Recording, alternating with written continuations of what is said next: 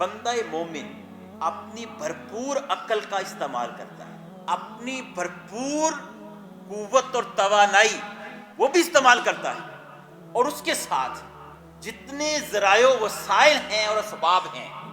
ان کو بھی بھرپور طریقے سے استعمال کرتا ہے، لیکن بھروسہ نہ اپنی عقل اور علم پہ کرے گا، نہ اپنی قوت و توانائی پہ کرے گا، نہ اپنے اسباب اور ذرائع و وسائل پہ کرے گا، بھروسہ اس کا اللہ کی ذات پہ۔ ایمان کیا ہے کہ میں اپنی عقل کا استعمال کروں گا، میں اپنے علم کا استعمال کروں گا، میں اپنی قوت اور توانائیوں کا استعمال کروں گا، میں اپنے جتنے اسباب ہیں ان کو کامیابی کے لیے کھپا ڈالوں گا، لیکن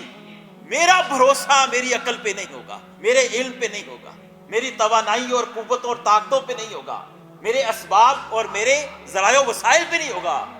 نتیجے کے لیے میں اللہ کی طرف دیکھوں گا اور دعا کروں گا۔ یہ ایمان اور کفر کا فرق ہے، یہ ایمان اور سیکولرزم کا فرق ہے، ذہن میں رکھیے۔ سیکولر آدمی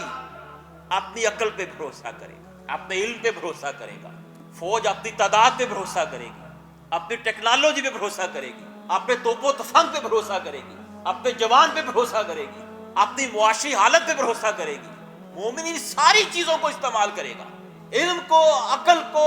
توپ و تفنگ کو، ٹیکنالوجی کو، معاشی حالات کو،